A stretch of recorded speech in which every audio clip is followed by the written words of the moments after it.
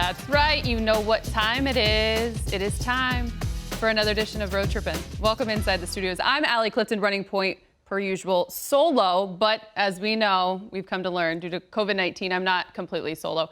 My guys, of course, joining me, Channing Frye from the comfy confines, as always, of his home in Portland, Oregon. Always good to see you, Channing. That and then ugly yellow mustard chair. Love it. Look, you get reupholstered. Get used actually, to yes, it. it's super comfy too. I actually feel like you're like a king in that chair. I feel like a king. I don't Cheers doubt to you. that. Yeah, exactly. And then joining from the Orlando bubble, still in the bubble, he is surviving, Richard Jefferson. Guys, Hello, good everyone. to see you as always. I'm really excited about this episode. Can we just get to it? Is that all right? Let's go. All right. So he is a former NBA head coach, having spent time with the Heat, the Detroit Pistons, the Orlando Magic, but now he's turned NBA analyst for TNT, Turner, NBA TV. He's one of the best voices. His name is Stan Van Gundy. One of the best to ever do it. One of the best humans. Stan, thanks for taking the time. We're so glad to have you. Channing. That was a fake clap.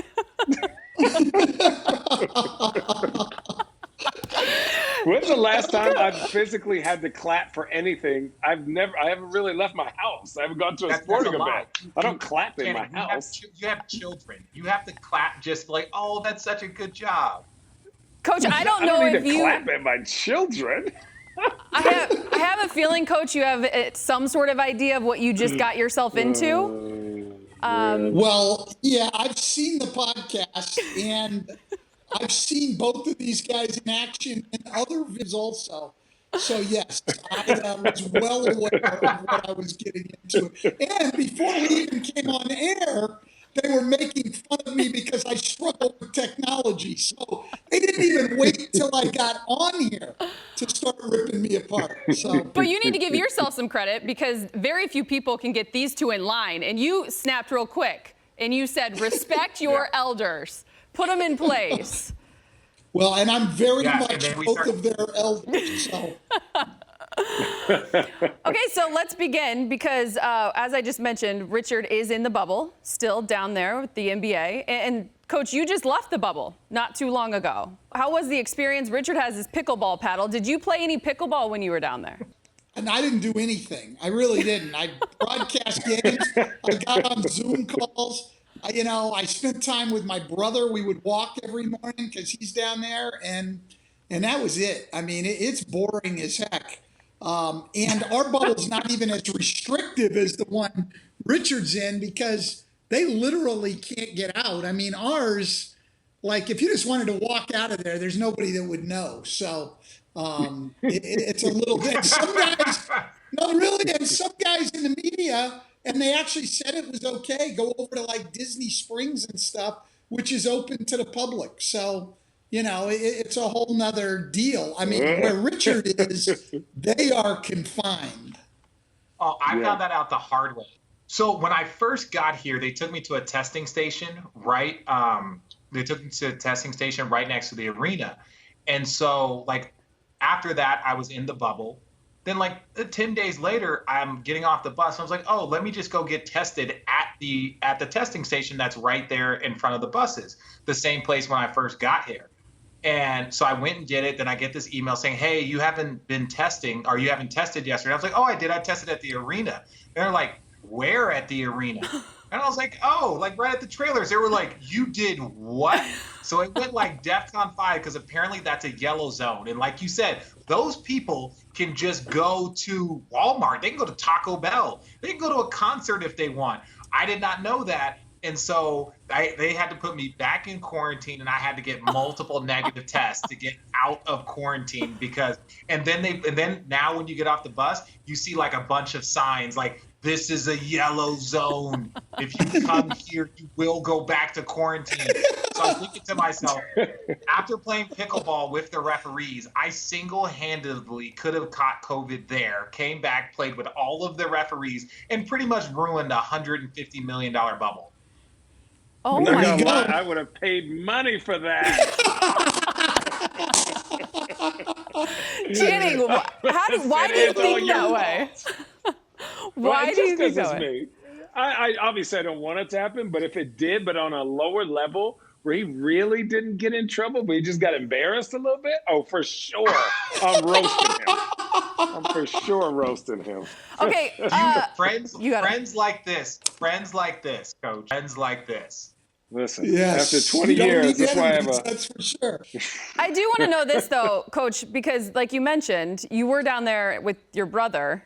Are you guys close? I mean, I've read that you guys went on walks every morning, that you spent that time together. What was it like, though in kind of isolation? Yeah, no, that part of it was actually good for me because we are really close. I mean, we probably talk 5 or 6 times a week anyway. I mean, almost every day, but we don't get to see each other that much. And so to be in a situation where I got to see him consistently and spend time with him, that was one of the advantages. Even in the worst situations, I think you can usually find a silver lining, and that was the silver lining of the bubble.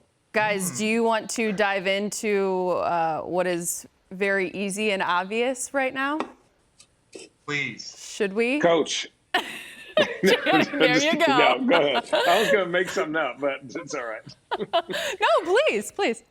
Here's Jenny, my question, right? So when you coach Dwight Howard and Jason Richardson and J.J. Redick, half that team ended up playing for the Suns, and all they could talk about was your practices, right? So my question was, as a coach, where did you get your style from? Well, my dad coached for 40 years at the high school and small college levels. And so I grew up around the game. Not only my dad, but all my dad's friends were coaches. So my brother and I grew up around coaching our entire life. And then when I came into the NBA in 1995 from the college game, I was working for Pat Riley, who, practices were long and hard, and that's what I was used to. And so, yeah, we probably at most points practiced more than most teams did.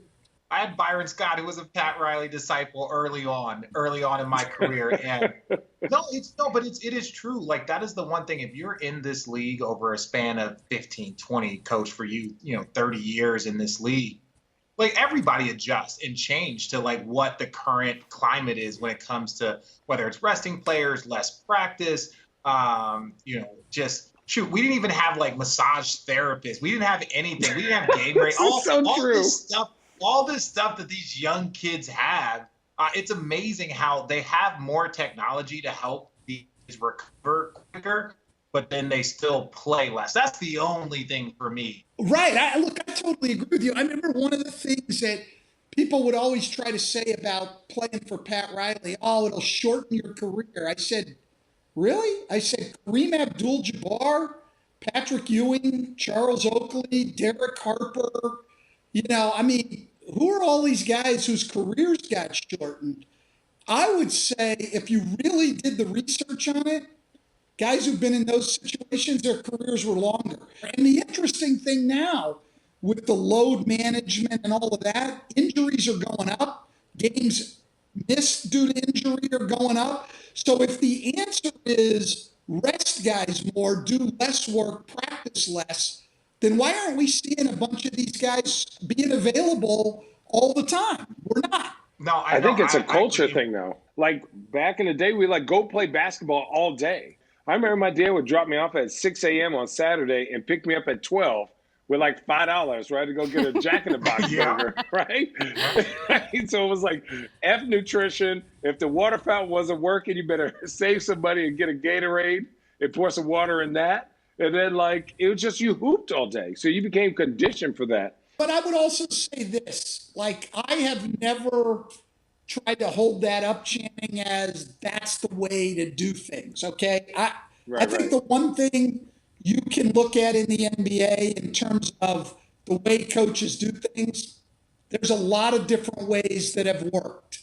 And to try to tout this is the way you have to do it, I don't think that'll hold up to scrutiny. And as you guys said, and it's absolutely true, the one thing players are great at is players adapt very, very well. And whatever we do here, okay, I'll adapt to that. And then it's somewhere else it's different, I'll adapt to that. I have found players to be extremely adaptable.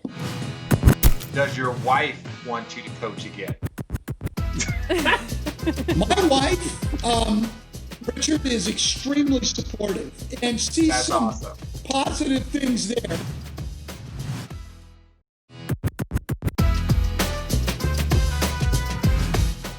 Coach, I want to ask you this question. There's 6 coaching spots available still to be filled in the NBA.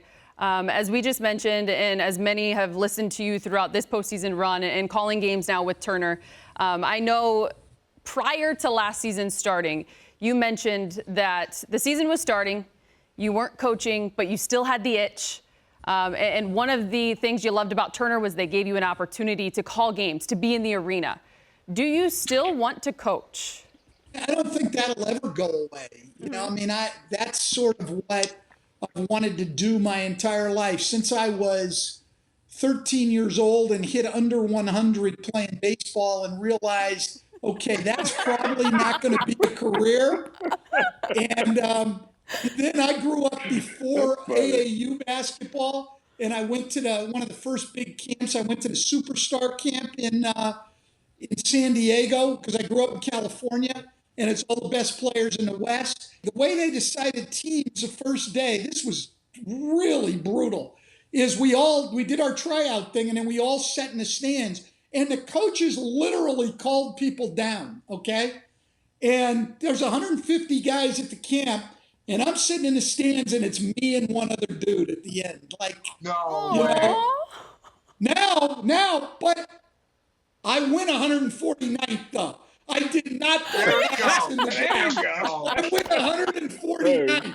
But so when you hit small under win. 100 It's a in small baseball win. and go 149th in the draft, you're saying, look, my playing career is probably going to be short. So from that point on, I wanted to coach. And so that itch will never go away. But I think also when you get to my age, there's also other priorities and things you want to do. And it's just always evaluating and trying to find the best situation to both challenge yourself and have a life and enjoy and what's best for my wife and the whole thing. There's a lot of things that go into all those decisions.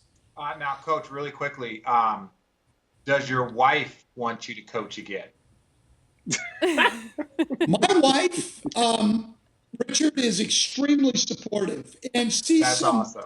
positive things there. Like, one of the things she really liked, if you talk to the guys we had in Detroit, especially, they will talk about how great like the family room and everything was there. And that was my wife and a woman who was my executive assistant. I mean, it was incredible. And she enjoyed those relationships. So my wife misses those relationships. She does not miss my moods when I coach. And so I would say she would be 50. I don't miss them either. On wanting me to coach again. Yeah. Again, just because we're on the topic and we bring up your wife, Kim, I love her. I've never met her, but I saw your recent tweet, which Stan is a great follow on Twitter at RealStanVG. She just received a package of Wade wine. And your comment or the tweet that you put out was that, yeah, Dwayne was a good basketball player, but wine is what is important. And I'm there for all of that. I'm there for all of that chatter. I didn't know. Yeah, no question. So she and Dwayne follow each other on, I don't know if it's Instagram or Facebook. I'm only on Twitter, but she ordered his wine. And yeah, that's what she said. As soon as it came, she said, I know he was a good basketball player, but wine's a lot more important. So I know. She respects his wine work a lot more, Richard. I was so bummed. I was so bummed when you guys drafted D Wade because the year prior to that, the Miami Heat were so awful that it was basically like we used to be able to just go out there and party all night in Miami and then still get the win. But as soon as deep, why couldn't you guys have drafted Darko instead? That would have really helped keep the fun going in Miami. Low key, you and D Wade kind of ruined all the fun down there. I just want to put that on record. Yeah, that was actually my most fun year, his rookie year. I mean, on all the time coaching in the NBA. I mean, we had Lamar Odom. It was a lot of fun, coaching those guys. But But look, I mean, I think Dwayne's rookie year, quite honestly, I've said this is the only time, and I'm as big a LeBron fan as you guys, maybe even bigger. I've said I think he's the best player ever. But in their rookie years, Dwayne Wade should have been the rookie of the year, not LeBron. Oh, why? Yeah, well, he helped lead a team. You guys went to the postseason that year. He hit the game. We went to the 59 second games. round of the playoffs. Yeah, he hit that We went to game the winner. second round. He bodied Baron Davis for the floater. I remember that. What? There's no question. Stan, why do you say that? I'll say that to this day. And I just think what he did for LeBron was great his rookie year, but Cleveland didn't really do anything. Dwayne took a team that had won 61 games total in the previous 2 years. And Miami was a lot of fun. During those prior years. Exactly right. And got us to 42 wins and the second round of the playoffs. I mean, what he did for that team and the way he changed it. And as a rookie, just like LeBron was in Cleveland, he was the best player on the team. So it wasn't like he was a rookie riding somebody's coattails. He was the best player on the team. He was our go-to guy. I just thought he should have been the rookie of the year. And I'm not trying to cause a feud between Dwayne and LeBron. They're good friends. And LeBron's had an unbelievable career, even better than Dwayne's, as good as it was. But in that year, I thought Dwayne should have been the rookie of the year. What a twisted circle this must be for you when you think of, as we record this, it's the day before game one of the NBA Finals. So it'll be a couple days after, well into the series. But with your history in Miami, of course, you had Dwight Howard. You just talked about how much of a fan you are of LeBron James. I mean, what is this like for you in terms of watching LA and the Heat? What are your thoughts in general on this finals? Well, I think it's going to be a great series. As far as rooting interest, I mean, I've probably, Eric Spoelstra is a good friend, a really good friend. Malik Allen played for me both in Miami and Orlando and worked for me in Detroit. So those are probably the two people involved in this series I'm the closest to. Malik's on Eric's staff. So there's no question to me. I mean, if I have a rooting interest, it's Miami. But Dwight Howard, obviously, with the Lakers, I coached KCP in Detroit. Yep. And so I'll be happy for whoever wins it. I'm very happy both those teams are in it. I'm friends with Frank Vogel also. So, I mean, I'll be happy either way, but if I have a rooting interest, it's with the Heat. Coach, this is my opinion. I just don't think that the Lakers shooters are efficient enough. So you have to play big to get more rebounds than the opponent. So more rebounds means more shot attempts.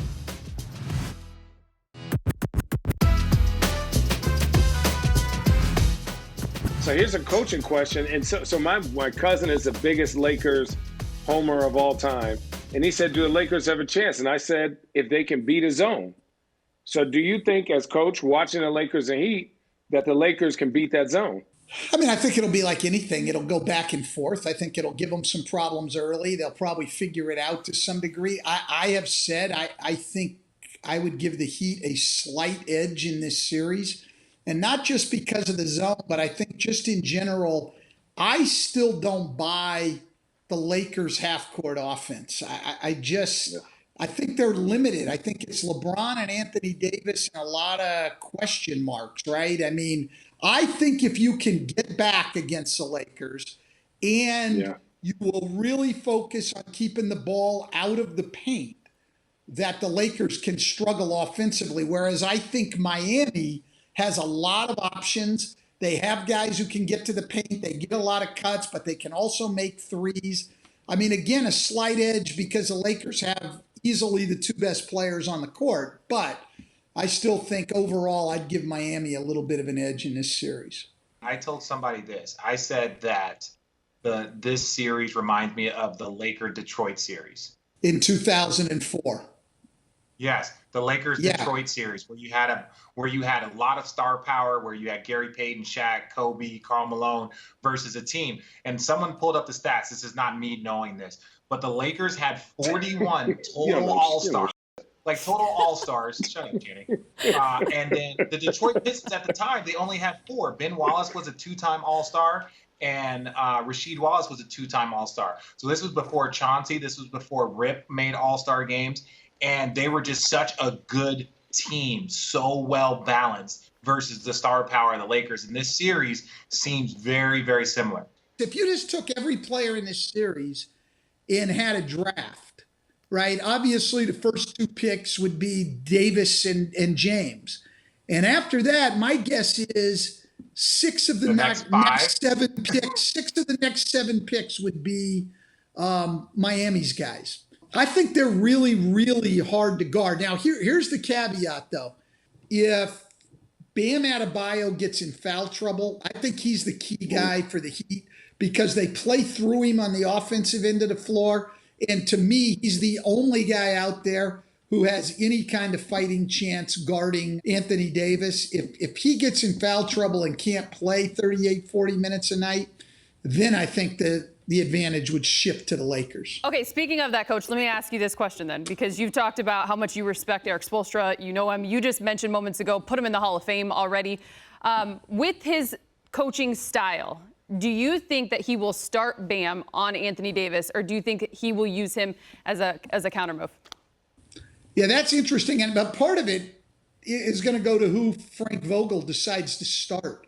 You know, is Frank Vogel going to start big like he did against Denver? Obviously, he had no choice with Jokic, and start Dwight Howard or JaVale McGee at center, or is he going to go small like he did against Houston and start Markieff Morris in there? I think if Frank Vogel starts big and Eric Spoelstra puts Bam Adebayo on Davis, that means Jay Crowder's got to guard Dwight Howard, who will destroy him on the offensive glass. Destroy him. I mean, Crowder's a tough guy. Yeah. But I mean, you saw. But no, he's not that big, dude. No, he's not. Dwight Howard is a different human being. He's just a different human being his size. Like, he's just so big and strong. Dude. Like, you got to put a big on him.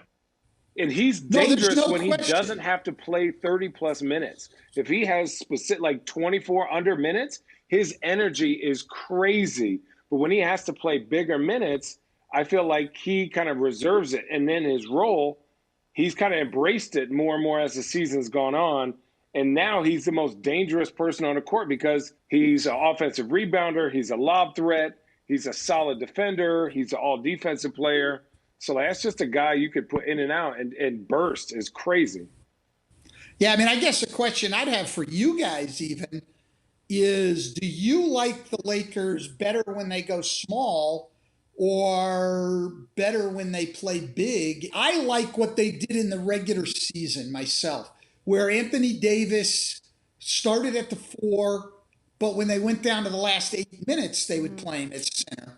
I don't think they're quite as good when they play small more than they did in the regular season. Coach, this is my opinion. I just don't think that the Lakers shooters are efficient enough, in my opinion. So you have to play big to get like more rebounds than the opponent. So more rebounds means more shot attempts. And so when you get more shot attempts, whether it's offensive rebounds or limiting their offensive rebounds on the defensive rebounding space, that means that you probably need to get 10 to 12 more shots because your players aren't going to shoot well via efficiency. They have to do it via volume. And the only way for them to do that is to play big. I totally agree. I like when they go big, man. I think for me, Anthony Davis has never been a center. If you look at his stats versus Jokic, when Jokic was guarded by AD, Jokic was barbecuing him one-on-one.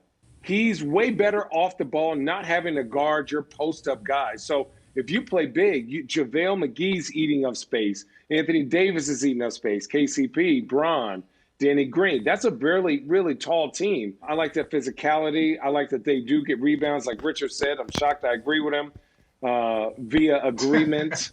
But no, I like when they go big. But I think that's the argument that the Lakers have had all season long, is that they have that option, because there was often times, and it was that game when Miami was here in LA, when they were able to go to AD more and go smaller later in the game after Spo threw that zone out originally. So as much as I feel like, Richard, you've made that point to me so many times about how much can you rely consistently on their shooters, I think the one thing that the Lakers have is the option to go different at any point throughout the game and still be able to dominate.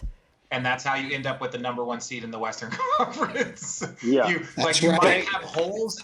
You might have holes in your game, right? Or areas that can be exploited. But the better you are at hiding those or limiting how badly they can be exposed, right? The Lakers don't have great shooting, but if you can get enough shots and rebound the ball well enough and play great defense, then you can force the other team into being less efficient and you give your shooters more opportunity. So it's like, even though it's something to talk about, they've done a great job of limiting their exposure in that area. There's no question. I think, Richard, you hit it right on the head.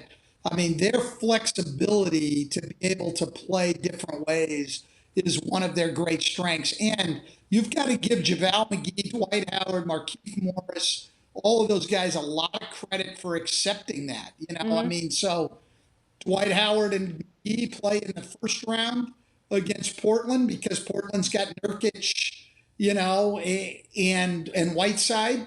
And then in the second round, they don't play virtually at all. And then in the conference finals, they're back. And Markieff just reversed that. And those guys have all handled that. And, it brings me back to a point. Doc Rivers had said to me at one point during the year when we were doing one of their games, talking about guys to accept a role, and you guys can certainly speak to that. He said, you know what, it's really pretty easy to get guys to accept roles when they're on a team that has a chance to really do something great and to contend for a championship. Everybody's willing to sacrifice for that. He said, when it's hard, are you willing to try to get somebody to sacrifice? Hey, if you make this sacrifice, we can win 38 games this year.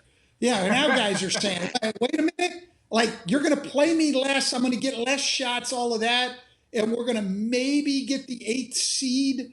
That's hard to get guys to play roles, but you guys have both been there on really good teams. It's a whole different thing when you have a chance to win. And I think Dwight Howard, I know for sure, sees that chance and, hey, whatever role Frank wants me to play, I'm playing. But that coach, that's what's so awesome about championship teams, and you try and convey to people. Like the year that we were fortunate enough to win it, in the second round, we played against Atlanta that had Al Horford and Paul Millsap. I did not play in that series. Do you know who played in that series? Channing Frye played in that series and played extremely well, and Kevin Love was so dominant. 8 threes, I think, in game 3. 8 threes. Yes, but then fast forward, the next in the finals we play against Golden State, and now I'm able to step up. And that series was not necessarily for Channing Frye. But that's what the Lakers have. The Lakers do have. They have that ability to make you play big with them, or to match up if you have a Jokic, if you have a Nurkic, big player. But then they also have those players that go small and that allow you that versatility. And that's what makes the Lakers really, really scary and why they've been good all year. Just take a look at the three of us and you determine who you think's eaten more chips in their lifetime.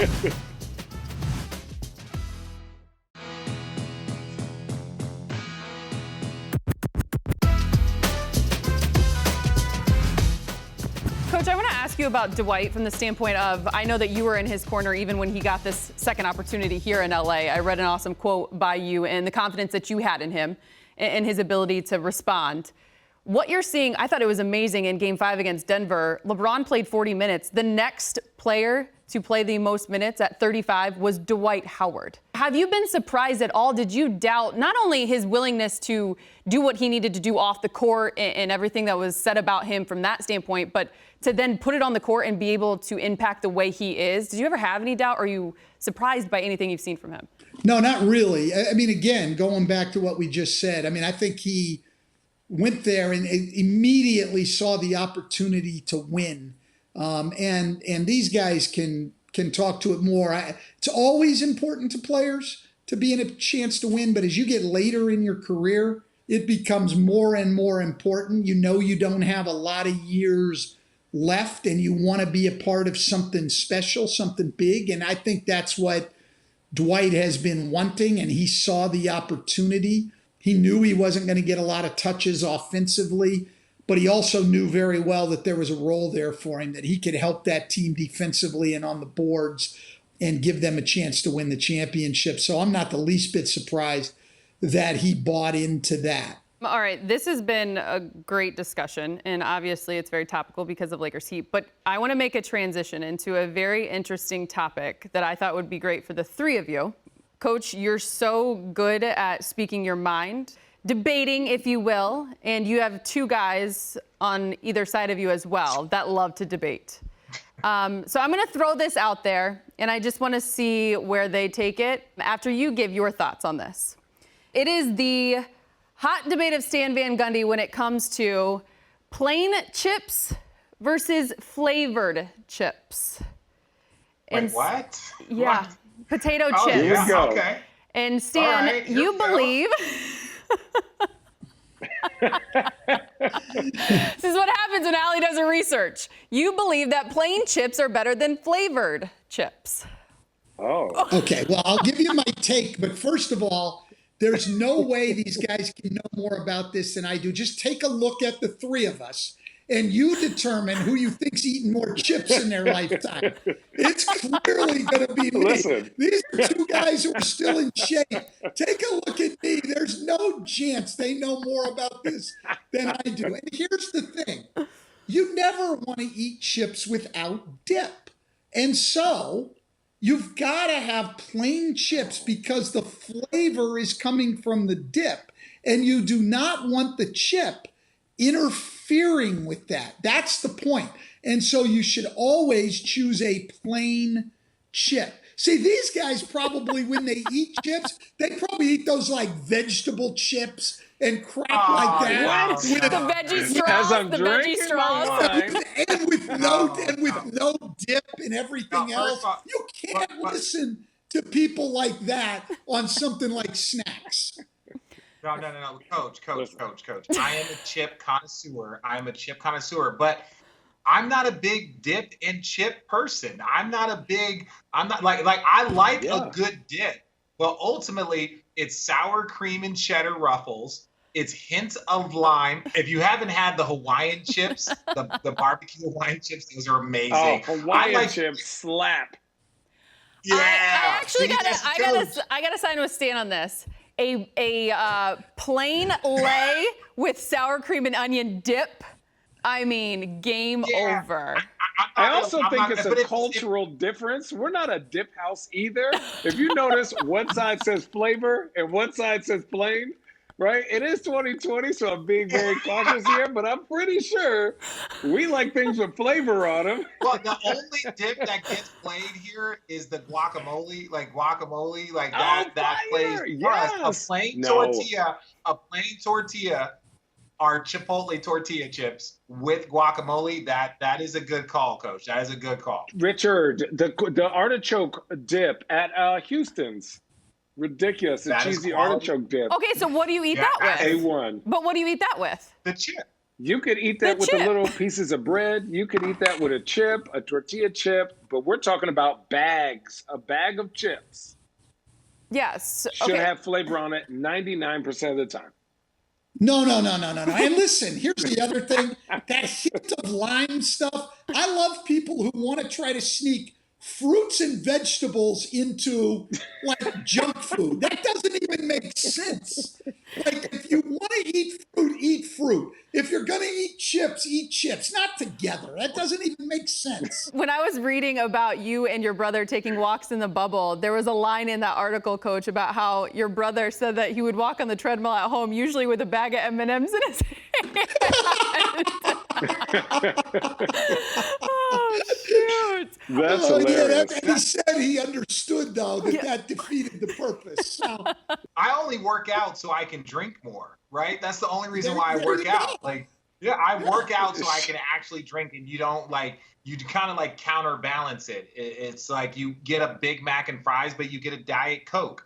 You work out a ton so you can drink more. You just got to find, life is about balance, ladies and gentlemen. You have to find that balance, and that's my balance. See, I agree with that. I had a roommate in college, big guy, and he would go to like the Sunday brunch in the dining hall and destroy the thing and have whatever he wanted.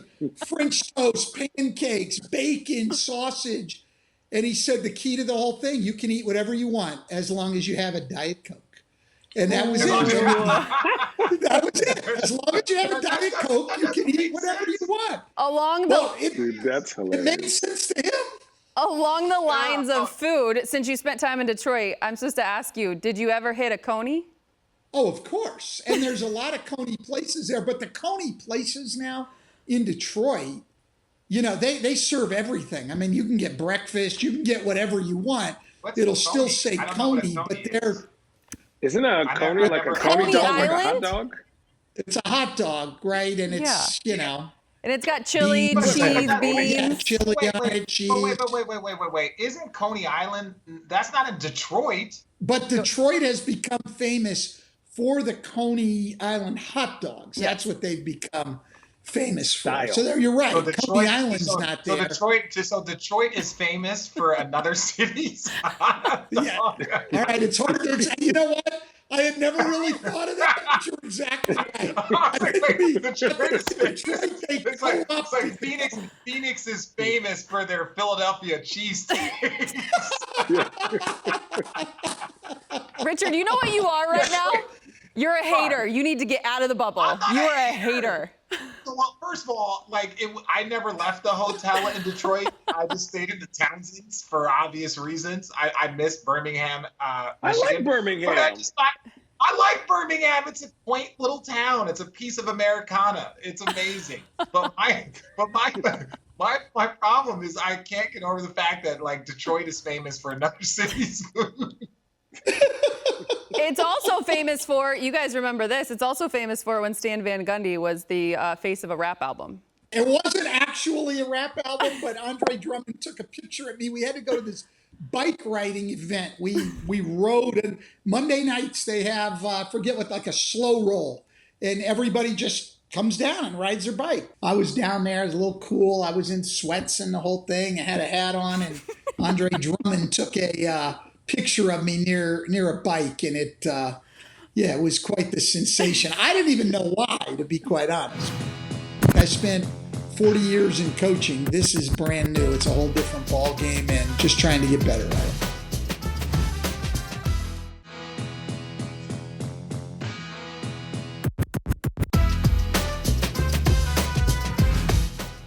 The last thing I'm going to throw out, because I asked my guys and they've let me down so far in this episode, will you at any point in time, given, as we talked about it, with the Lakers having Anthony Davis and LeBron James, will you ever, at any point in time, send a little note to Eric Spoelstra to have in his scouting report, we must form a bleeping wall? That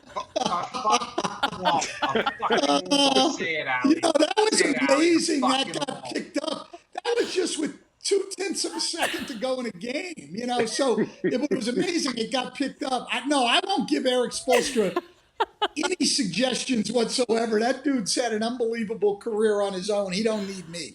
That was amazing, though. Coach, I got one random question, right? So I started calling games. I think Channing should call games. Channing, I think you would have so much fun calling games. I have ADD, Richard. How much do you are very good. No, but it's different having ADD, because this is the problem with your ADD. When you used to sit on the bench, you used to just talk to whoever it was, fans, players next to you. I used to have to sit next to Channing, because guys would get up and they'd be like, I can't sit next to him anymore. I'm trying to watch the game. He won't stop talking. I was like, I'll sit next to him. I'll sit next to him. So I would sit next to Channing, and then one time Allie looked over at him and saw Channing he was at the end of the bench talking to two fans, explaining what was going on in the game. Because I had found out, Coach, that Channing talks so much that the players just stopped listening to him, and since they stopped listening to him, he just started talking to the fans mid-game. I don't like being inside my head, right? I don't want to be inside my head, so everything I see, I say it out loud. Everything. And we understand that, Channing. We understand that. And I, as your brother, I was like, I'll sit down. Everybody has quarters that they sit next to Channing, right? So he has quarters. But it's not what he's saying is accurate. Point being is this: how much are you really enjoying calling the games? Because you're really, really good at it. There are certain people when you watch the game, hilarious. You enjoy it. You so enjoy it. It's funny. You give a perspective and you learn something.